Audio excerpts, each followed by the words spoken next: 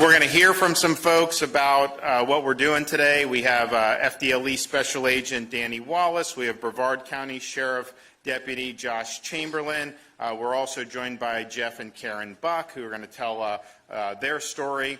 And then we've got some legislators who were involved in making this happen today. We have Senator John Martin, Representatives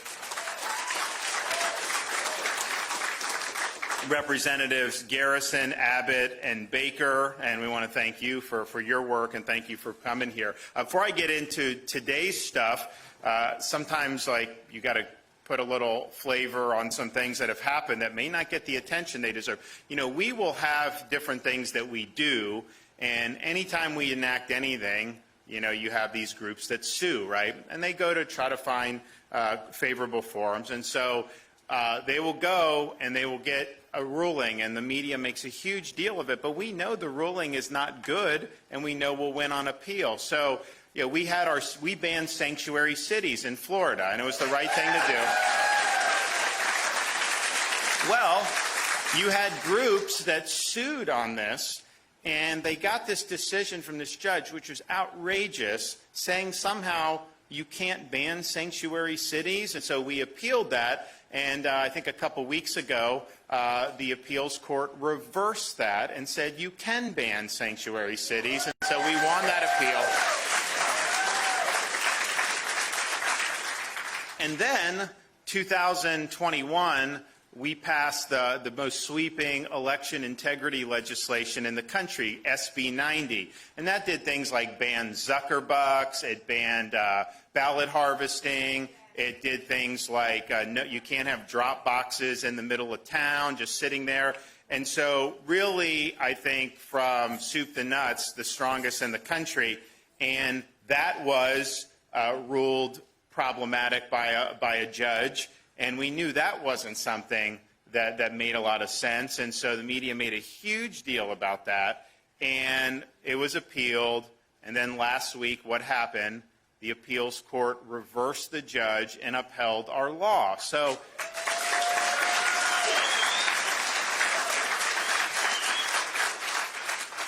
at the end of the day, I mean, you know, we've got a pretty good track record on this stuff. We take these responsibilities very seriously, but you don't get as much media attention when they revert. They love the judges who will go against anything we're doing, and they try to treat them as heroes.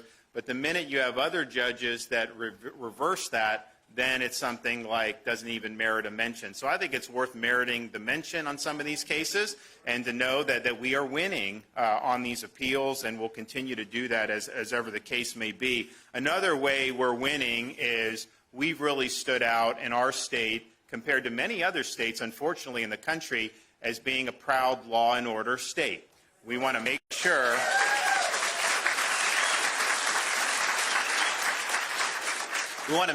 that we have safe communities. And so right now, Florida's crime rate is at a 50-year low. Now, that's good, I think, in and of itself, but I think it's all the more impressive when you consider in other jurisdictions around this country, in the last particularly 3 or 4 years, we've seen crime skyrocket. We've seen crime skyrocket in places such that people are causing people to flee these jurisdictions. If you look at the people that have moved to Florida in the last few years, yeah, we have lower taxes. Yeah, many times we have better weather, although even that, like some people move from Southern California to Florida. Southern California has the best weather around, and yet they're still moving. Yes, COVID freedom and all that, but I'll tell you, one of the main things that people say when they come is they just want to be in a place that takes public safety seriously. And you've seen what they've done in some of these jurisdictions. It's been absolutely terrible what they've done. And it's one thing to do soft on crime policies, which is bad, but then they compounded that by attacking police officers and making them the enemy. Well, that's not what you need in terms of having safe communities. And so what we've done in Florida is we've rejected the soft on crime policies. When they were defunding law enforcement in other parts of the country, the legislature passed a bill that I signed that prevents local government from defunding the police. Now, they wouldn't do that in Brevard, But you never know with some city commission somewhere. You could have 3 people out of 5 just say they want to defund their police. So we will not allow that to happen. We'll make sure the police are on the street.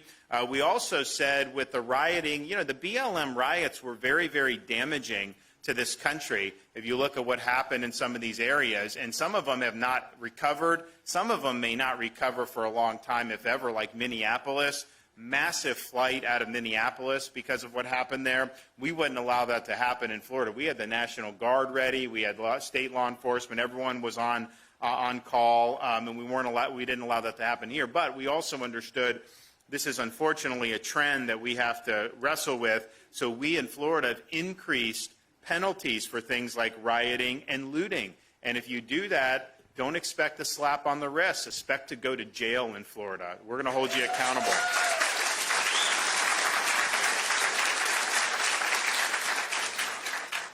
We also looked and said, okay, we're not going to defund law enforcement. We'll actually fund them and then some. And so we did 2 years in a row, 2021 and 2022, where every sworn law enforcement officer in the entire state of Florida received a $1.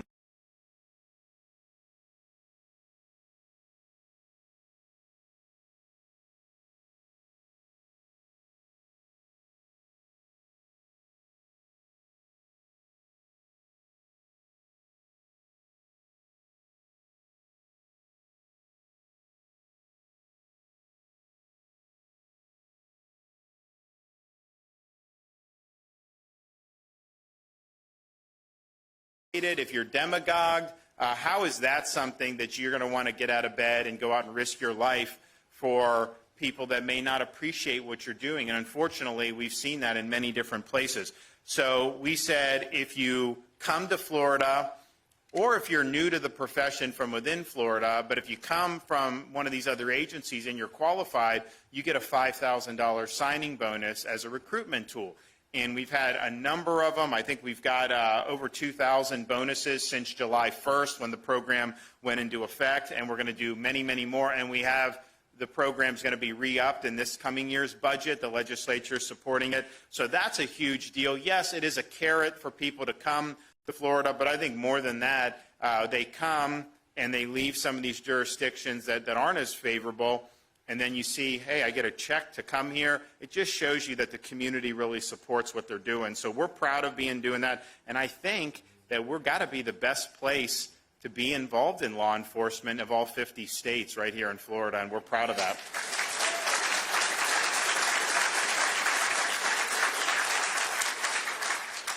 We've also looked to see the problems that are ravaging our communities with respect to fentanyl. And we have enacted legislation to increase penalties for fentanyl dealers. We're going to do more with fentanyl today, which I'll mention in a moment. But we've also helped fight what's going on at the southern border. We sent people down to help Texas in 2021. Of course, we have different operations that we've done with illegal alien relocation and other aspects.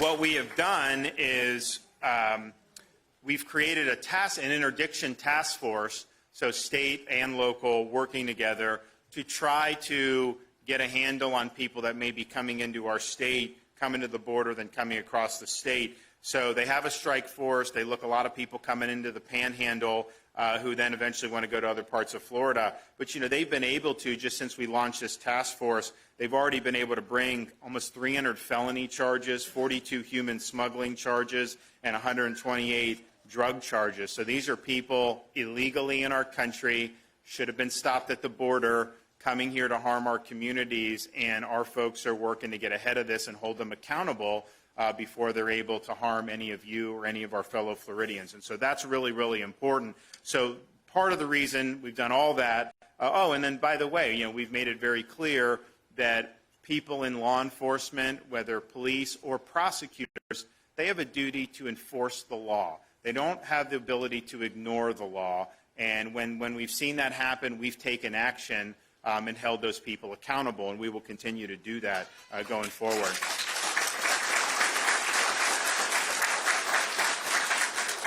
So I mentioned the crime rate's at a 50-year low. Overall crime down almost 10% year over year. Murder down 14% year over year. Burglary down 15% year over year. And robbery down 17% year over year. And so that's important. That's people's lives that are impacted, whether it's their actual life with the murder rate going down, whether it's their quality of life with the integrity of their property. And so this is really, really important, but especially given the trends in so many other parts of the country are going in the opposite direction. So why are we here today? Well, today we are going to sign a series of bills to keep the momentum going. You can't rest on your laurels if you want to be a law and order state. We've seen just 5 or 10 years ago, we thought in the United States that we were not going to have crime spikes because, you had crime spikes for many decades, but the last 20, 30 years, up until recently, have been relatively low crime. Even in some of these areas, like New York City, they did a really good job for many, many years. So we kind of thought that. I think a lot of people got complacent. They started embracing bad policies, and these bad policies really matter, and they do affect your ability to keep people safe. And so we don't want to go down that road. So what we've done is we've looked across the country, where are some of these jurisdictions falling down, and how do we make sure Florida can protect its people against that? One of the worst things that they've done in places like New York and in Illinois is they've done things like eliminate cash bail. So what that means is you'll have somebody commit a criminal offense, they'll come in to face charges, and then they automatically get released back on the street without having to post any type of a bond.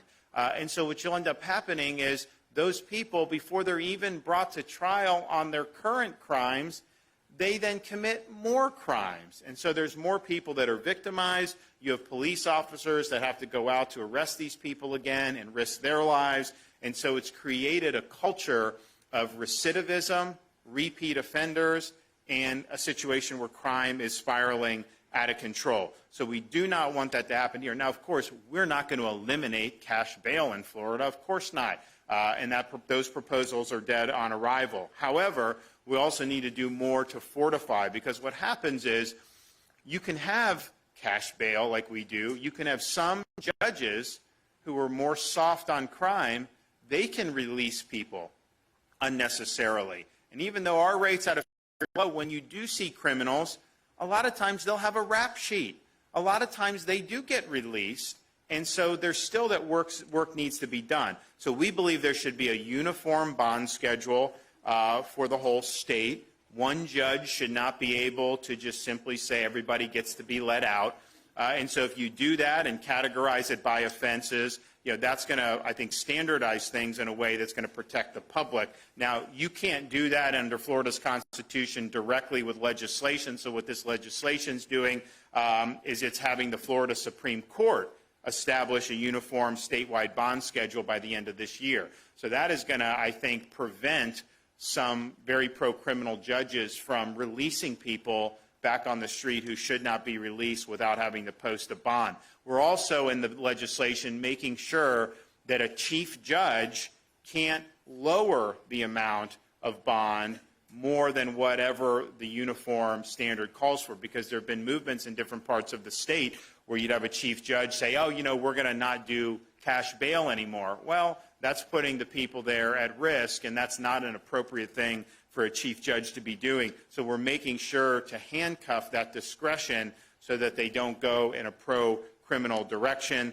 Now, they can do higher if they want to, but they're not going to be able to go below what the Supreme Court has said. We're also going to prohibit a person being released prior to their first appearance if they've been arrested for particularly violent or heinous crimes. And we're also going to authorize a court to revoke pretrial release and order pretrial detention if a defendant violates a condition of pretrial release. And basically, the philosophy behind this is, the people in this room, people are not going to be committing crimes in this room, right? It's only a small subsection of the population that commits the crimes, and they tend to commit crimes over and over again until they're stopped. And so that's what this recognizes, that we don't want to take somebody who is part of the criminal element and just put them right back into circulation where they're able to then commit additional crimes. That puts people in our communities at risk, and that is wrong. So this is what Florida's doing with this detention, pretrial release, and cash bail. You know, this is kind of the anti-New York in terms of what we're doing. They wanted to release.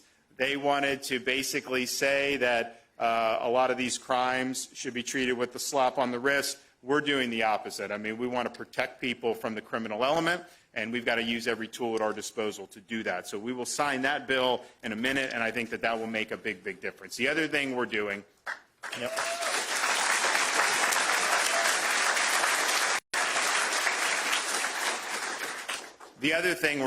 is making clear that in Florida, we stand for the protection of children.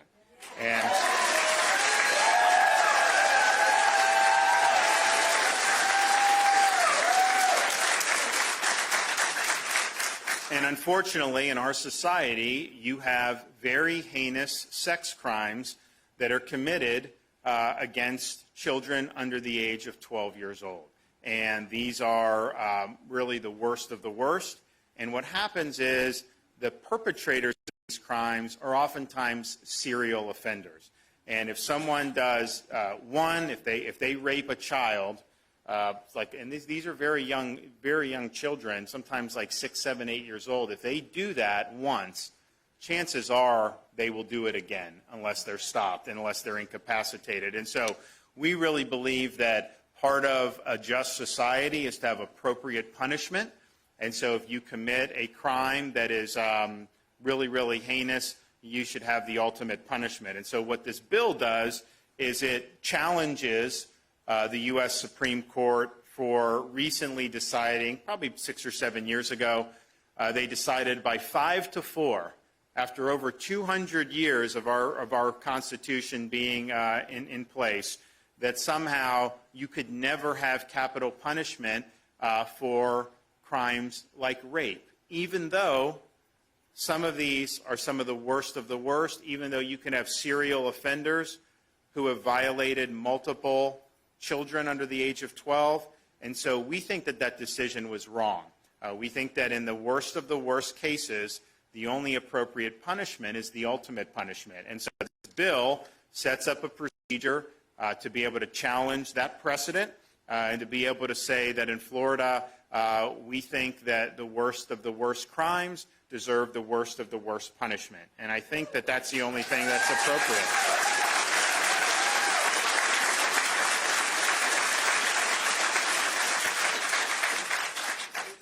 So we will be able to sign that bill as well. Finally, we have a third bill. And the third bill recognizes we have a major crisis on our hands in this country with respect to the fentanyl that's pouring across our open southern border. And pioneered by China, although the Mexican drug cartels are creating their own more and more frequently, but the drugs are taken by the Mexican drug cartels and they're brought across the southern border. And so we're now in a situation where we had almost 110,000 Americans die from drug overdose in 2022. Most of those were involving fentanyl. And the amount of increase that we've seen just over the last 5 or 6 years has been absolutely astronomical. We are, of course, working a lot of what we're doing by interdicting the people coming into Florida with our task force is focused on making it more difficult for them to get fentanyl in our communities. We did do last year major increases in penalties for people that are dealing fentanyl, which is really, really good. But we have enough fentanyl being brought into our country to kill the entire American population, because it only takes a little bit of fentanyl to be able to kill somebody. And the problem is, you'll have young people that will take something, and they shouldn't be taking some of this stuff. But these are mistakes that if you or I made when we were younger, the chance of us dying was non-existent. They're taking what they think to be drugs, but they end up having fentanyl laced in them, and so they end up overdosing, and they can die from this. And a lot of times they don't even know this is in there. Yes, some people do get addicted to this and have to go back, but you could just have one bad pill or take one bad type of drug and it has the fentanyl in it, and that could be all she wrote. And so the stakes are very, very high when you start talking about fentanyl. That's why part of what we're doing, we're going to talk about the law enforcement end with this bill, and it's important, but you can't do it just with law enforcement. You can't do it just with trying to interdict supply. Yes, you've got to do all that, but you also got to try to educate people about the dangers of this, particularly young people, and you got to try to help people who may become addicted to this. So in Florida, we're doing all of those things. Thanks to the First Lady, my wife Casey, we have a program in Florida that she's pioneered called the Facts Your Future, which is educating our school children about the perils of substance abuse and drug abuse. And she brings in people to schools, videos. We have different athletes that testify about different things, about how important it is, to stay clear. But I mean, what it is it's trying to really let these kids know that they're playing Russian roulette with their lives if they're going to be indulging in some of these street drugs. Because with fentanyl out there, you just never know, and clearly you wouldn't want to do fentanyl. So that part of that is the process of educating, try to reduce the demand. Part of it is treating people when they're in situations where they become addicted to this. So we've launched in Florida called the CORE Network, Coordinated Opioid Response Network. And the idea is if somebody is overdosed, they go to the hospital. A lot of times you do this Narcan. You can save them, which is good. The problem is in a lot of places what they'll do is they'll take the person, revive them, then just put them on the street. And guess what? They have a relapse. And so then it's just a matter of time before they overdose and die. And so what the CORE Network tries to do is have an intervention to be able to treat them appropriately so that they can kind of moderate their impulses and the addiction and live gainful lives. And so far, and this is a relatively new program, we have a relapse rate, I think, of under 5% of the people that have been involved in that. And so that's really, really good.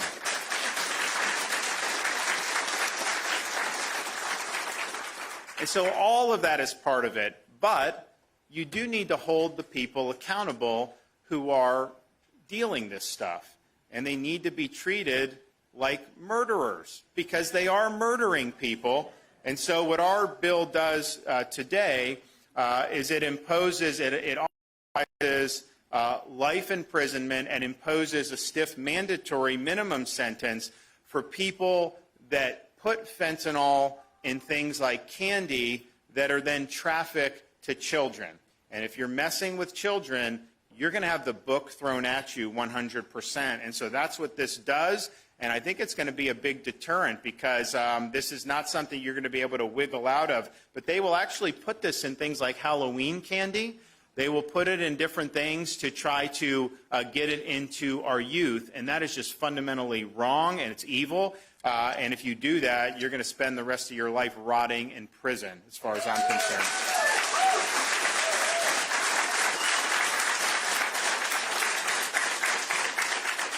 So we're excited to be able to deliver these victories. We're going to have a lot more that we're going to be announcing over the next few weeks. To say that we've been busy this legislative session would be an understatement. We've got a whole host of things that are either across the finish line or are working across the finish line. And I think it's going to end up having been the most productive, I mean, really even since the election, because we did special sessions in December and in February, definitely the most productive run that I think anybody is in recent history, and not just in Florida, I think anywhere in the country. So you all should be proud of your legislators that you sent up to Tallahassee, and they've worked really well with us, and we're really delivering a big agenda. So this is one important but, admittedly very small part of an overall large agenda and very bold agenda that's really setting the terms of the debate for the country, quite frankly, and that's something that we're proud of. All right, we're going to hear from a number of folks that are involved in this effort. So first, we're going to hear from our Attorney General, Ashley Moody.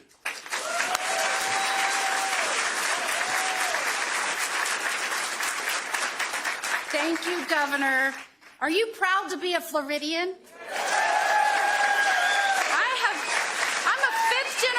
Floridian. I have never been so proud to be a Floridian. A lot of it's due to this guy right here, Governor DeSantis. You know, when we stood in front of folks in January, Governor, talking about this criminal bill package, a lot of people were a little pessimistic, I think. These were some heavy lifts, and I am grateful for our representatives and senators here that carried these. Boy, they made the strong arguments in committees and got it through. Thank you for your hard work. They care about their communities. It is bold actions like this that make us the most pro-law enforcement state in the nation, and I believe the most secure and strongest state in the nation. So thank you so much.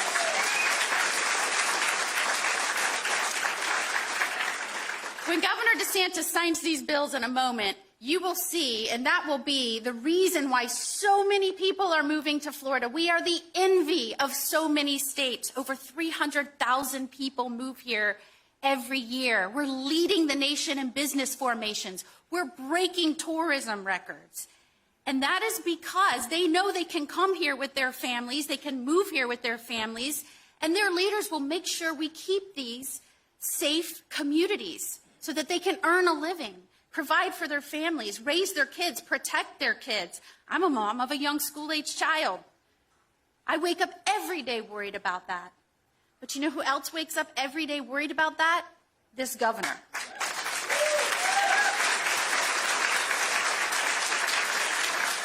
In Florida, we stand for the rule of law. We back our blue. We stand behind them, holding them on that thin line as they do those jobs. We treat criminals like criminals, and we don't blur the line between criminals and victims. In Florida, we'll make sure criminals go where they belong, and that is behind bars.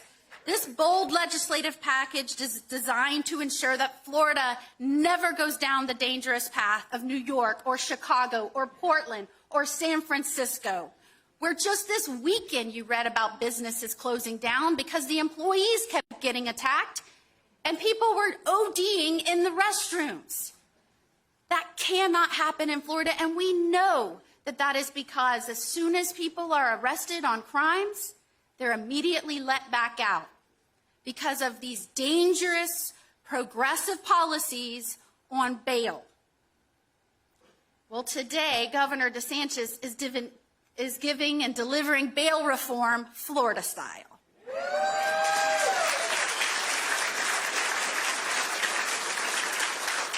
And you would think keeping dangerous criminals and repeat offenders locked up pretrial would be a given.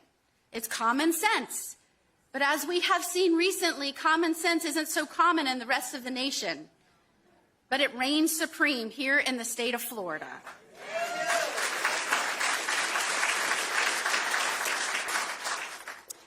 And so today, I can tell you as a mother, I am incredibly proud of our legislators and this governor. As we saw fentanyl flooding into this country, and we saw the sheer volume now getting into other drugs that's killing people unwittingly. Sometimes they don't even know they're taking fentanyl. One of the most horrifying things that we saw is when they would package it in candy packaging. When they would manufacture it in bright colors that attract children. We saw the DEA warn about this. Florida is leading and doing something about it. And now these poison peddlers will think twice before they manufacture and package this poison that attracts our children. And I thank the legislatures for recognizing the seriousness of this drug and making it a serious offense with now a 25-year minimum mandatory sentence plus $1 million fine for anyone that sells these substances to minors. And I know we've got some drug dealers out there that might be looking for a new occupation.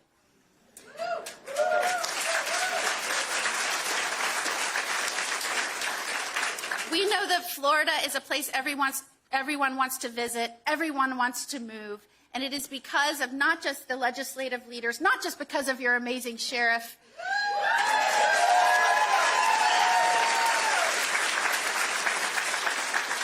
or the real sheriff, Junie, his dog, but it's because these men and women that are lining the walls right here.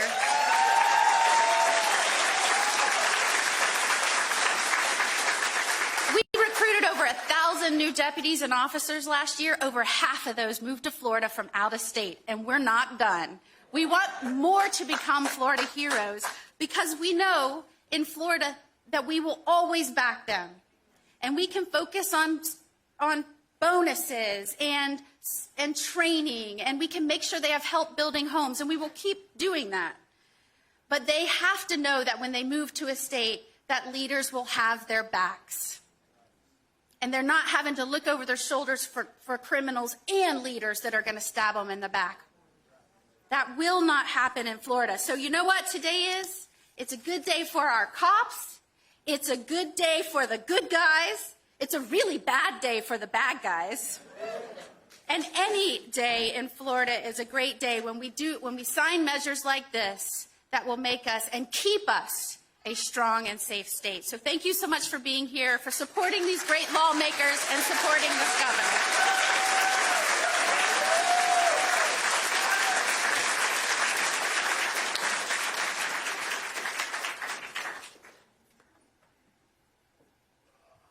Governor, thank you, sir. Thank you. You know, I graduated from Clay High School up in Green Cove Springs, Florida. If you could wrestle, spelling wasn't really that important to him. So when I see this sign right here, I think that spells Florida, doesn't it? Because this is the law and order state, and this is the law and order state thanks to an incredible governor. This is a law and order state thanks to a governor that stands with those men and women that are out there on the front line each and every day. And I'm gonna ask our team to kind of echo the point of how deeply he and our Attorney General have been involved in helping us recruit great law enforcement officers. If you look to your left and my right, you'll see a number of our deputies. I'm going to ask them, if you recently moved here from another state, step out for me.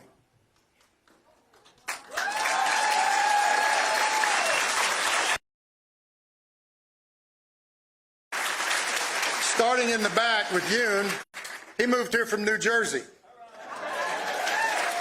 San Diego, California, Virginia, NYPD, Kelsey and Will, and Josh Chamberlain, who you're going to hear from in a minute, Virginia. And all of them moved here because they wanted to do the job of being a law enforcement officer.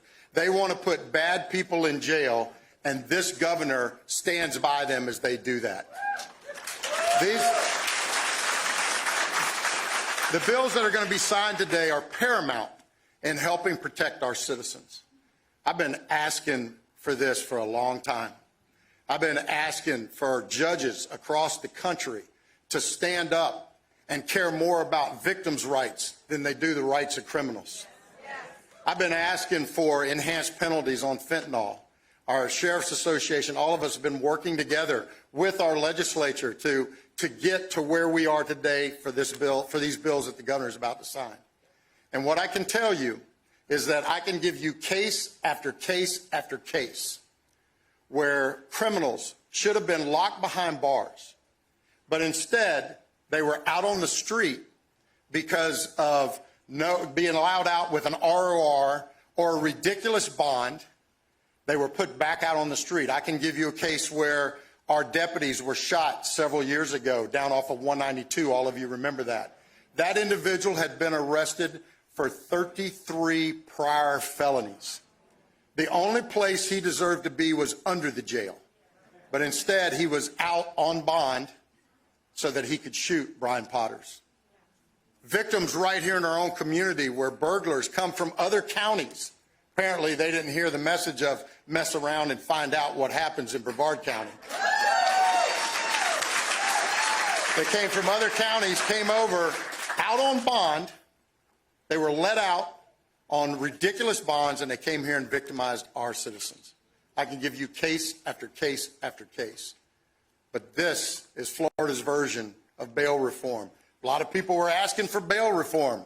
Well, here you go, right in your mouth. This is Florida's version of it. Folks, let me tell you, on May 1st of 2019, myself, our Attorney General, and our great governor stood over at our Special Projects building and talked about how we'd just taken 3 pounds of fentanyl off our streets. This exact day in 2019. 3 pounds, enough if put into a lethal dose is enough to kill every citizen in Brevard County. 2 weeks ago, I stood with other law enforcement leaders from across this county, as well as our partners from the Florida Department of Law Enforcement, who spearheaded a major investigation, several months long, where we took off enough fentanyl off the streets to have killed millions of people. The border's wide open. It's coming across. Governor DeSantis has said, no, we're putting a stop to it. Fentanyl dealers are getting arrested and right back out on the street where they can prey upon the addictions of others for their own greed. He's stopping that. He's holding judges accountable. He's putting the rights of victims before the rights of criminals. He's standing up for his law enforcement officers. They can go out and do their job knowing they have a sheriff and an attorney general and a governor that not only wants them to do their job, believes in them for doing their job, and is going to give them the tools they need to do their job.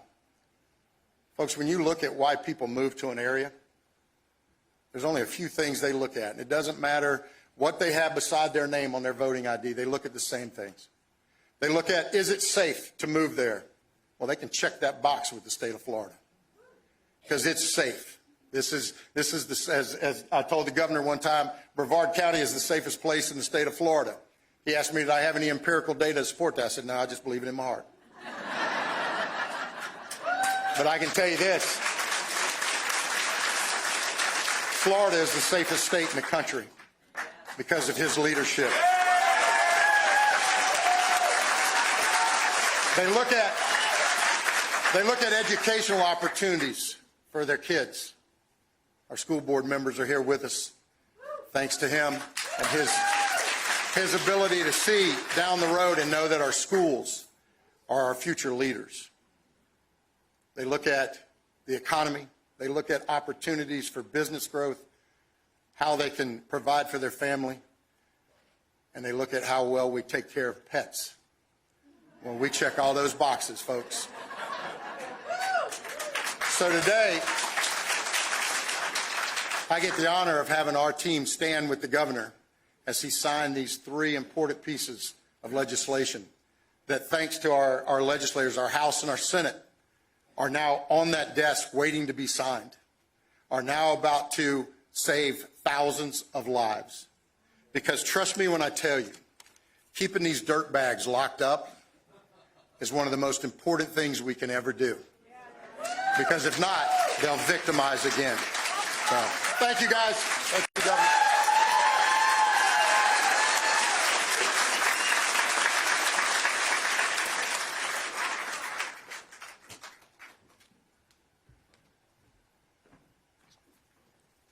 Hello, my name is Deputy Joshua Chamberlain. I'm a field training officer with Brevard County Sheriff's Office.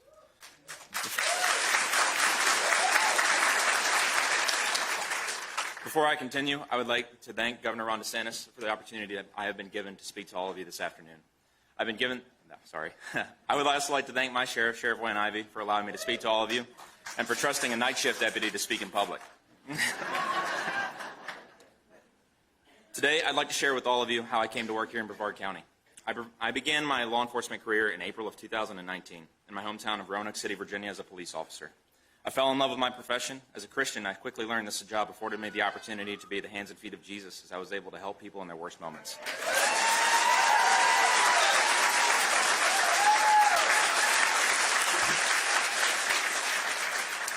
As a younger officer, I thoroughly enjoyed the high intensity and the pace of Northwest Roanoke, Virginia. I experienced countless shootings, stabbings, numerous homicides, and all manner of crime that I and the fantastic men and women that I worked with responded to. While I learned a great deal from these calls and managing the stress that came with them, I began to notice a pattern of liberal politicians and cowardly prosecutors who did not stand with us, resulting in criminals remaining on the street. Day after day, we responded to the same people committing the same crimes without ceasing. To this day, I still remember the names, addresses, and associates of our frequent flyers. Unfortunately, this career deals frequently in human misery. Despite the daily challenges I faced with my colleagues, we continued to serve our communities. Once COVID-19 had been in full force, our staffing shortages only got worse. Like many cities, crime began to rise. Then, summer 2020 came, and the riots came with it, which drained our staffing even further. I was leaving my town with my wife to celebrate our honeymoon when I received a text from my lieutenant asking for everyone to come back to our police department immediately due to a growing crowd. What we thought would be our honeymoon turned into me being recalled to work to deal with a violent riot. I remembered items being thrown, roads being closed, property damaged, tear gas canisters in the street, and fiery explosions. We shared an experience with law enforcement the nation over that night, seeing communities we serve turn on us for the actions of people we did not know, provoked by a liberal media with an agenda. As Virginia law enforcement were demonized and slandered despite our selfless daily efforts, most damaging of all to me was my wife no longer felt safe at home. Along with a sharp rise in violent crime, the opioid epidemic began to ravage our community. A particular incident comes to mind where I, along with a good friend of mine, Officer Kenny Bowman of the Roanoke City Police Department, were on a foot patrol of a problem hotel. We identified an unresponsive female within a hotel room. Kenny and I took immediate action, saving her life and getting her to breathe again. She was then transported to the hospital. No sooner than Kenny and I had finished celebrating that victory, we learned approximately 2 weeks later she had perished of another overdose within the same hotel. My wife came to me one night at home telling me she knew the Lord wanted me in this profession. She did not want to raise children in a community where she did not feel safe. We began to seek the Lord's will as to where to move to. Eventually, my wife and I were finally able to enjoy our honeymoon here in Brevard County.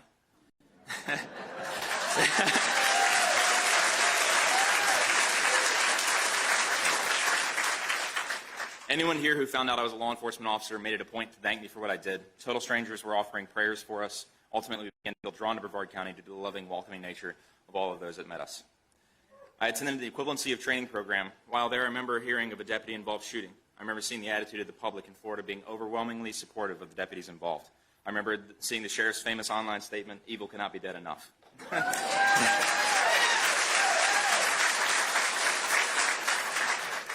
That attitude was such a stark contrast from what I was used to hearing from my elected officials back home.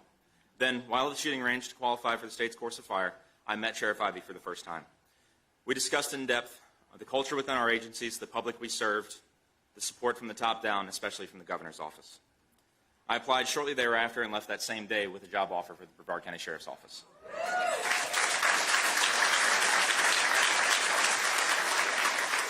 Sacrificing everything my wife and I knew, we packed up our home, put our life in storage, and moved to Florida to begin my career here. We purchased our home in January of 2022 and have never been considered looking back. Since I have worked here in Florida, I have experienced the total opposite of life back in Virginia. Here in Florida, criminals stay in jail. Proactivity is encouraged to keep our community safe, and most importantly, when I leave home, my wife is safe.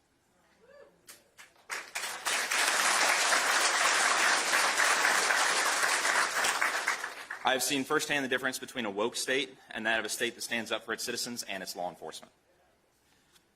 I know every day when I leave home, my governor, my sheriff, and the community support my actions. Just last week, the Brevard County Sheriff's Office celebrated the 2022 award ceremony, where the brave men and women who I work with were celebrated for their actions. There are more important things that need to be said today by men with vastly more experience than I have to offer, but in closing, I'd like to say this.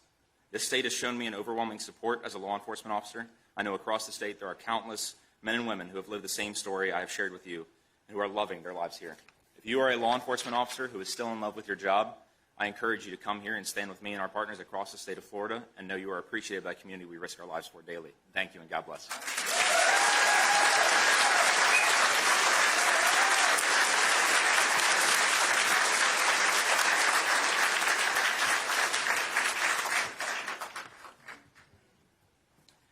Good afternoon. I'd like to thank the governor for inviting us here today, or inviting myself here today. My name is Daniel Wallace. I'm a special agent with the Florida Department of Law Enforcement, and I've been with the agency since 2009. I'm currently assigned to a narcotics task force in Orlando, so you can imagine how busy we are down there. There's two trends I want to talk about today that we're seeing, and the governor was spot on with one of them, how they're marketing this drug, fentanyl, to our children. We're seeing multicolor fentanyl now in different colors. We're seeing them as pills. We're seeing them with little emojis on them. They give them names like Fruity Pebbles, and they sell them as cheap as $1 to $1.50. So by doing this, it's getting the kids hooked on it. They're more shown to it. They're getting overdosing on it. They're shown to it more, and it is affecting our young people. The second trend I want to talk about is something where they're counterfeiting prescription medication like Xanax and ADHD medication. So what these drug dealers and these drug traffickers are doing is they're pressing pills that look identical as a Xanax or ADHD medication, and an individual on the street will look to buy something for some kind of anxiety or for some kind to help them focus. And what they're really buying are fentanyl pills. They don't realize that. They're overdosing. They are getting hooked on these pills. And it's a trend we are seeing in Central Florida. I'm on one of many HIDTA task forces in Central Florida. And the amount of fentanyl we have seized in Central Florida with these HIDTA task forces, in 2021, we seized about 15 kilos of fentanyl. 2022, 75 kilos of fentanyl. Just jumped so much. The task force that I'm on, we focus on these drug dealers and these traffickers rather than the users. And with the governors passing these bills, these laws, they help strengthen us. They help strengthen and support what we're doing with the legislators and what they signed. It gives us support. We are seeing repeat offenders. We're working a case. Next thing you know, we're following a car. He meets with another individual. It's someone we arrested 3 years ago, and they're out on the street already. So we are seeing this, and firsthand knowledge, we do see this. So thank you, Governor, for what you've done and what you've passed. So appreciate it.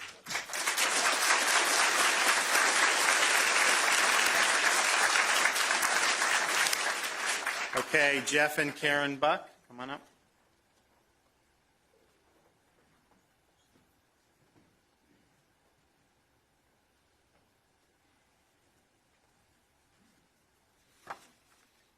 Governor, Madam Attorney General, and other guests.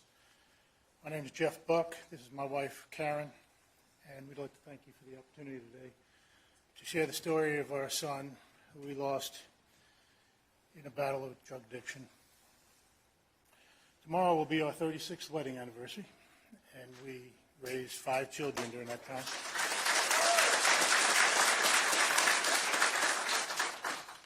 Unfortunately, Cameron died on December 4th, 2021, due to what the medical examiner called an acute fentanyl toxicity.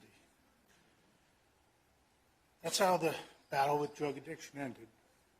But it wasn't always that way. Cameron had been the happiest, funniest, most well-liked kid in school. He was a twin with his sister. After high school, all the children went to college, but for Cameron, that wasn't his path, and he quit after the first year, and he joined the Navy, and he went to boot camp.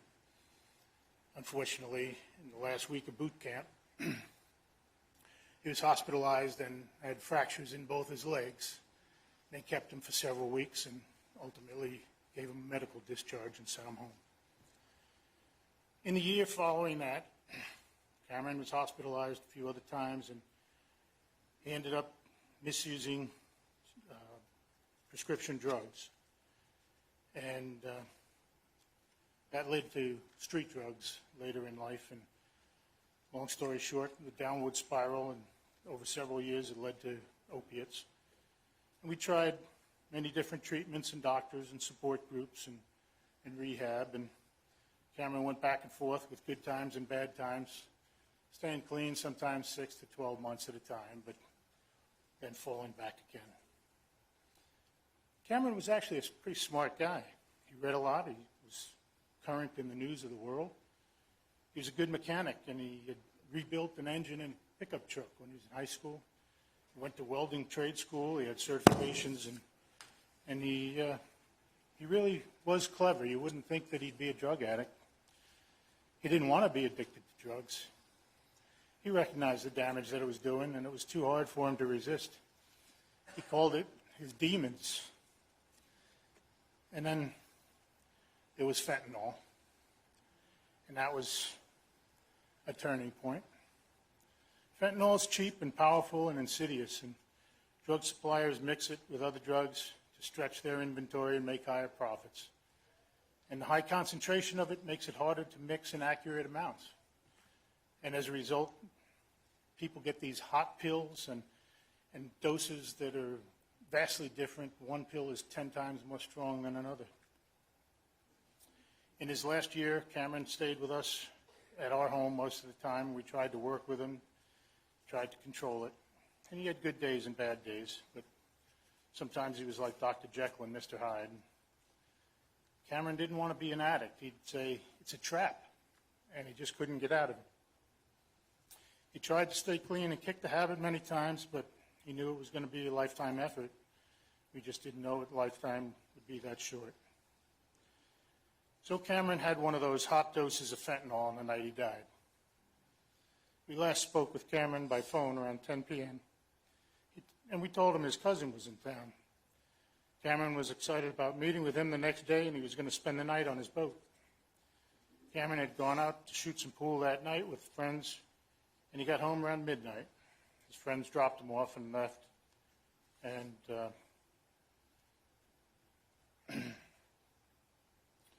Cameron took some kind of a pill that night, or some kind of a dose. We don't know exactly what. And we found Cameron when we got up the next morning. Apparently he had a drug overdose, and there was a lethal amount of fentanyl in it. Medical examiner said that it was over fast, and he died within minutes of taking the drug right where he stood. Cameron had been more fortunate than most in this position because he had parents that were still trying to help. It takes a toll on the family, too. It's a hard life for the drug user, and it's a hard life for the family who supports them. Sometimes we get so mad and frustrated. Then you feel guilty for getting mad at your kids. You go back and forth, and we argue with each other. And we want to help the person, but we don't want to help them continue doing what they're doing.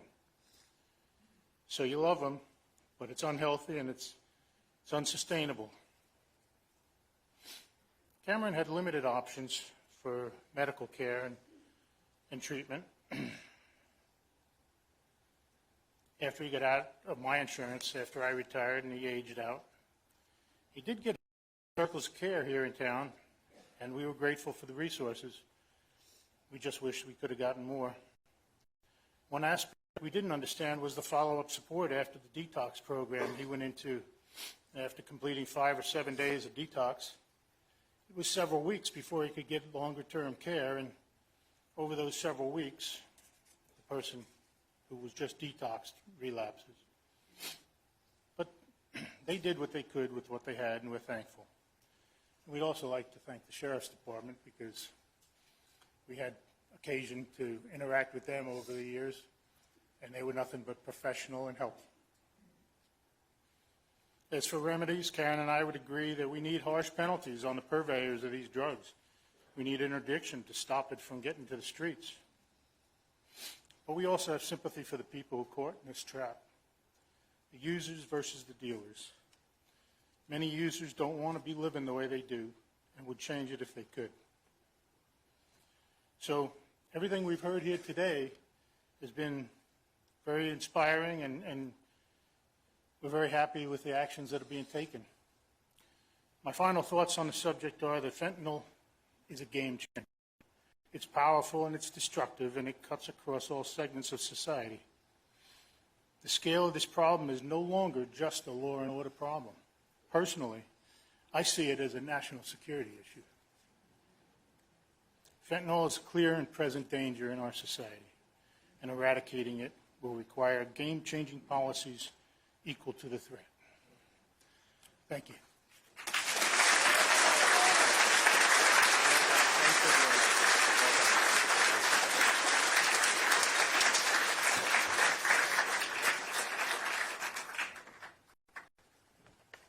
Good afternoon. My name is Jonathan Martin. I'm a state senator from Southwest Florida.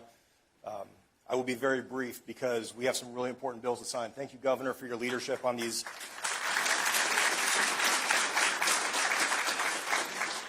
bills. Two of these bills I was asked to carry, and they were very near and dear to my heart. We'll hear more about the pretrial release bill that the Attorney General had spearheaded and made sure that we were on the right page. But the capital sexual battery bill, that's this governor. This governor sees that the judges on the U.S. Supreme Court a decade ago were the reason that we can't put the worst criminals to death for the most heinous crimes. And I want to thank him right now for that leadership.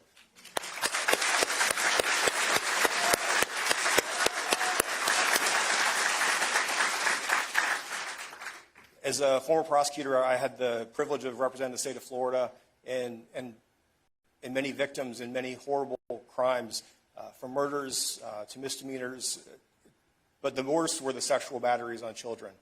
And it's incredibly fulfilling for the opportunity that I have to get this bill across the finish line. There's no worse heartbreak than to see a little kid have to recount the horrific things that were done to them. And I've never gotten emotional in a murder trial, but these specific trials, once I remember the judge having to take a break because he was about to burst out in tears, and this was somebody who had served on the court for decades. I don't understand how we can have federal judges that don't understand the importance of putting the worst of the worst to death when they commit the worst of the worst on our smallest, most vulnerable children.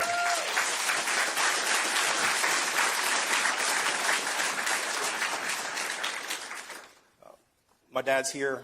He lives right up the road in Titusville. Thanks for coming out, Dad. I appreciate it. But not everybody has a dad like I had who would go out and protect me and my brother and make sure that nobody ever touched us. Fortunately, we have a governor who's willing to tell the U.S. Supreme Court, reconsider this. We're going to protect our kids in Florida. This is a legacy that he's going to leave in Florida, protecting our kids. And we've seen the news. We know what he's doing. Every single time the governor tries to protect the kids, he gets pushed back. But you know what? He's standing between the child molesters and the wokeism and our kids being victimized again, and we need to continue to support him, and maybe someday he'll be...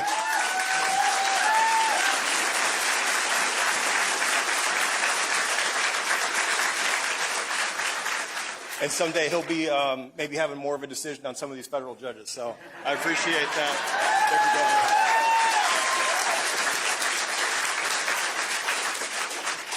Thank you, Governor. My name's Sam Garrison. I'm from Godds County and Clay County, home of your Sheriff, Wayne Ivey. He's on loan to y'all in Brevard. We still claim him in Clay. I don't know about the dog, though. It's still a little shaky on that.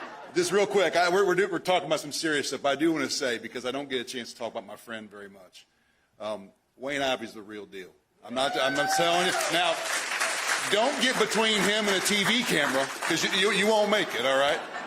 But in all seriousness, that's a man who loves the men and women of law enforcement. He would rather be there with them than sitting up here with a bunch of politicians, and that's a good man. So I want you to just know that going forward, all right?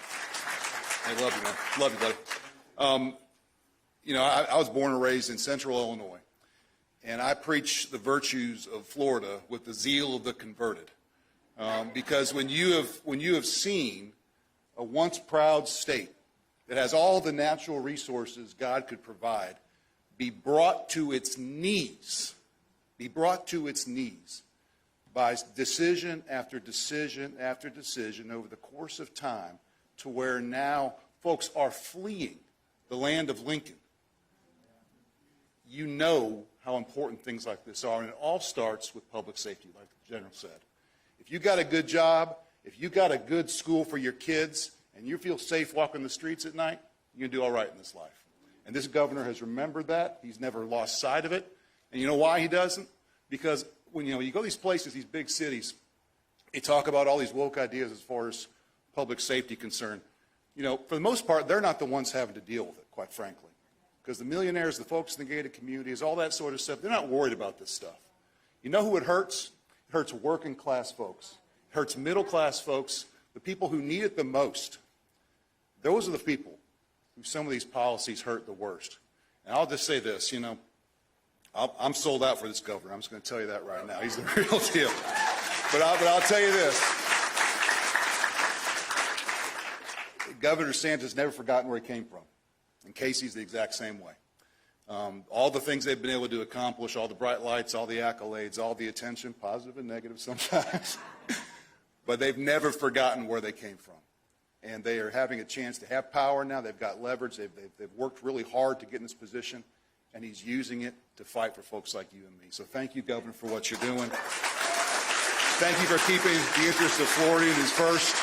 And before I sit down real quick, on behalf of Speaker Renner, I want to just thank two of my colleagues over there. Stand up for a second. Representative Shane Abbott, Representative Jessica Baker. Now, unlike Illinois, where I came from, we don't have career politicians, all right? We have real jobs. We have families back at home. We come over a couple months at a time, and we leave our everything behind. Representative Abbott's a pharmacist over in the Panhandle, and he worked this fentanyl bill really hard. Representative Baker is a prosecutor and a mom in Northeast Florida, my neck of the woods. She worked the capital sexual battery bill hard. They deserve your round of applause. Thank you, guys. Thank you. And with that, you've heard enough of the politicians. Thank you all for what you do. Thanks for making Florida the greatest place on earth. So thank you. Appreciate it.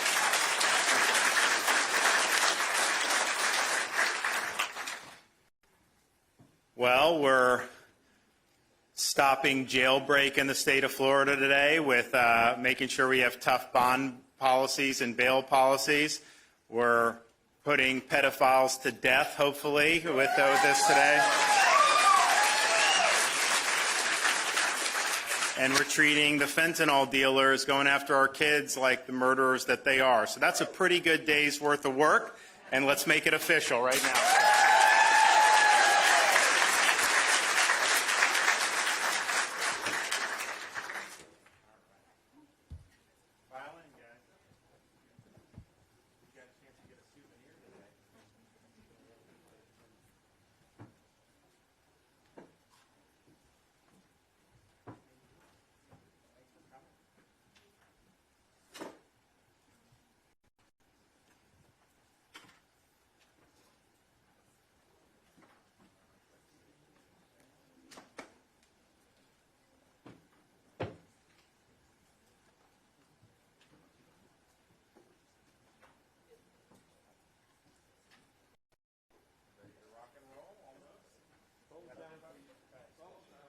All right. Today is May 1st already?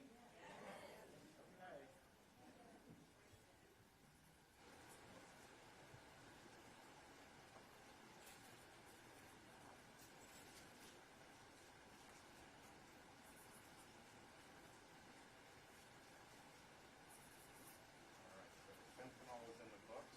There's like one.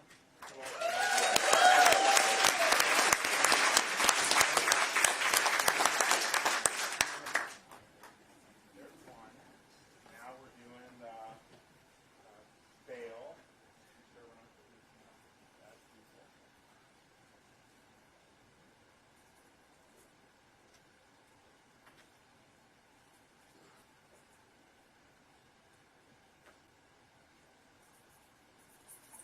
Hey, one of these. Right here. Right here. Anybody else? All right. Anyone else?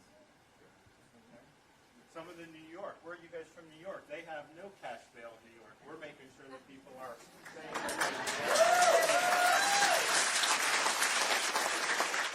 Don't use those to write tickets later.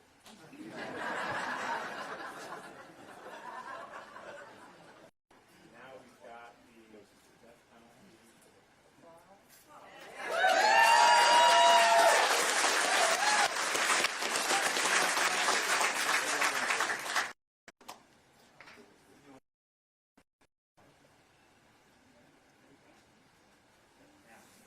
So we have 3 big ones today. There we go.